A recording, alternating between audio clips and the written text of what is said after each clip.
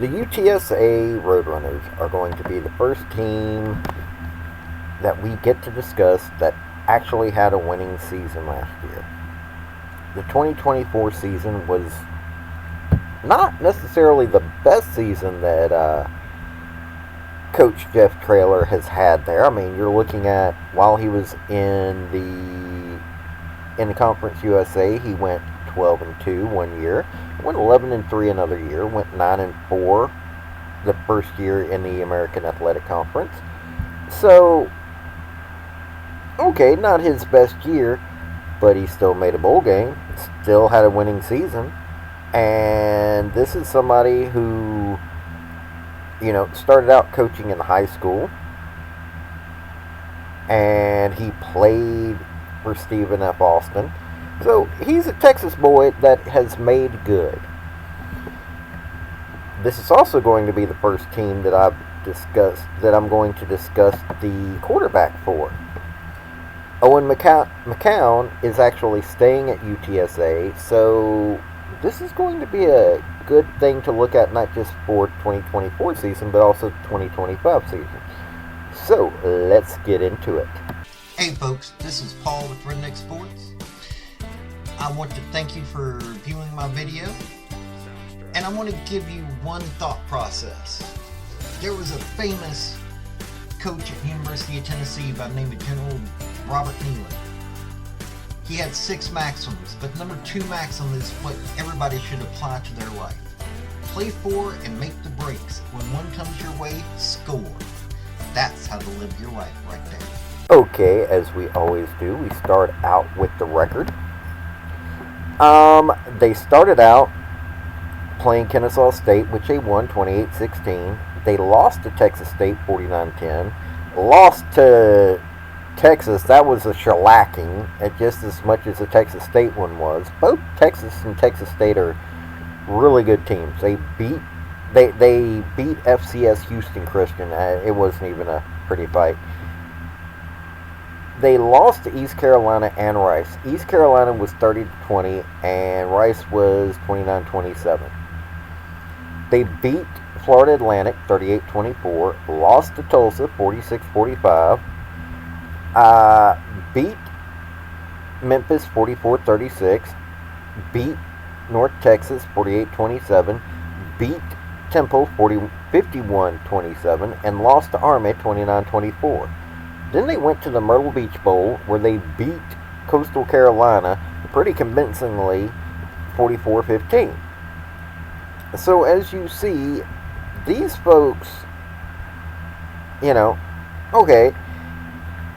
had a few games that were really close. Rice was one of those teams, and so was Tulsa, that you could have done better. But, look how close they played Army. Army was not getting played that closely by most teams, other than Notre Dame, who beat them, and Navy, who beat them.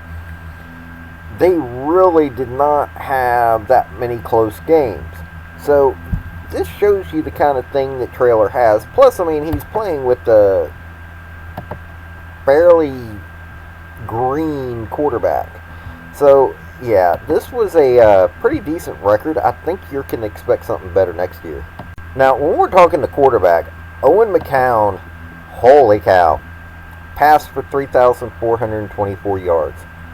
He had 294 completions on 467 attempts. 63% completion ratio. He had 25 touchdowns, only 10 interceptions. Now, his offensive line gave him some time. He was sacked 27 times. So, just a little over 2 sacks a game. He rushed 86 times, got 340 yards, and 3 touchdowns rushing. This is a very scary person there. His 2023 season, he threw 43 of 58, or completed 43 of 58, 74.1 completion ratio, 4 touchdowns, 3 interceptions. 2022, 57 of 100, 57%. That one's pretty obvious. 2-2. 2 TDs, 2 interceptions. This is a good player right here.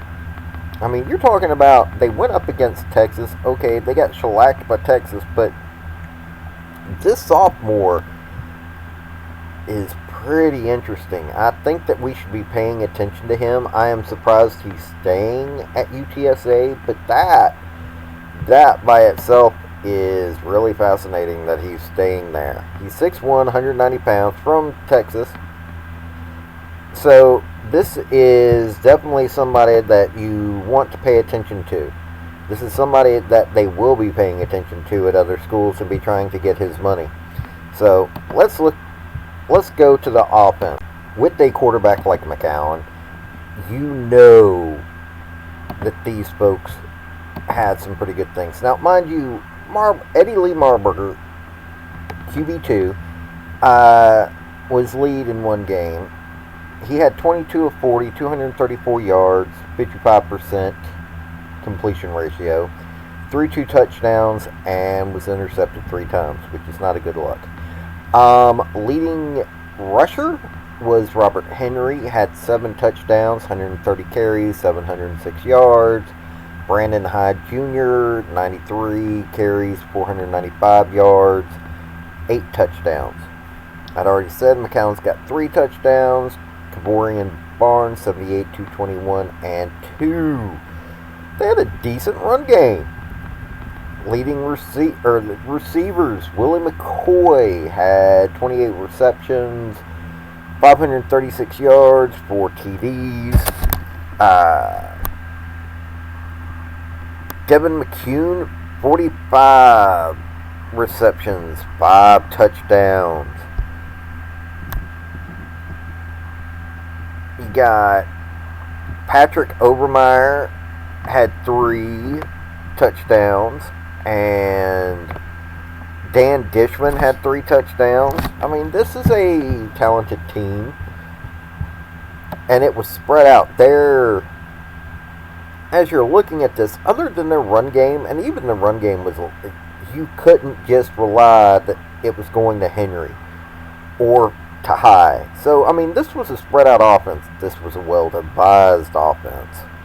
I'm going to give Traylor I'm going to give him credit for how well this offense is spread out. So, let's take a look at the defense now. You got Martavius French. He had 80 tackles. Elliot Davison, 58 tackles. That's it for over 50 tackles. Now, Jamori Robinson had 10.5 sacks. No joke. Brandon Brown had 4 sacks. Ronald Triplett, 4 sacks. So they had a good defense when it came to getting to the quarterback. Now, interceptions, they had 11. That is a quality interception ratio right there, but unfortunately none of them got returned for touchdown. Forced fumble, they had 16. So this is a decent defense. This is starting to get into numbers that you would see from a Power 5 team. I'm not saying that UTSA should move up a level. I am saying this is starting to look like the numbers that you would see from a Power 5 team. They need a few more dudes to stand up, though. Martavius French and Elliot Davison, them being the only ones having over 50 tackles, they're not spread out enough. They're having to rely a little too much on them. I mean, you take a look at Jamal Ligon, close with 47, Brevin Randall, 45. Yeah, these guys need their defense. Maybe these guys just need a little bit more seasoning or whatnot. Some of them are pretty good. I mean, like I said, you take a look at tackles. Jamari Robinson having 43 tackles only, but 10.5 sacks. That is a dude right there. Next year, if he is still there next year, oh, that man's a dude. No, he won't be there next year. He was a senior. Okay, so, yeah. that could be where a lot of the reason is that they got or had the record that they did. But hey, it's a decent defense, not elite or anything like that, but for a group of five, not bad. Okay, in 2025, they're going to be facing Texas A&M. They're going to be going to Texas A&M, and they're going to be going to Colorado State. I think they could probably take Colorado State no problem. Colorado State is one of those programs that, football-wise, they're not somebody that you need to worry about. Yeah, they're not going to take on Elko's Texas A&M. It's not even going to be close. May not be the smacking down that Texas was, but it's still going to be a smacking down. But, money, all that. This is a well-coached team. This is a team that's got a quarterback that is looking like he's staying. So they've got everything's moving into place for them from the looks of it. Owen McCown got to be QB1 this year. Looks like he did an excellent job. He'll only get better next year. As long as their defense holds, they even need to get a little bit better defense. I think this could be UTSA, considering Jeff Traylor and his record. I think they're going to be one of those teams that, in the group of five at least, they're going to be worth paying attention to. They may stay in the mid-range, but I don't think so. I think Traylor is going to want to get back to competing for conference championship. He won't ever compete for a national championship, but, he might get lucky and get into it. Like I said, he won't be competing for it. But, yeah, I think UTSA is a good team to pay attention to. This has been Paul, the Redneck, with Redneck Sports. Y'all have a good day now. Bye. I want to thank you for watching my video. And if you like what you saw, like, subscribe, and comment. Y'all have a good day now.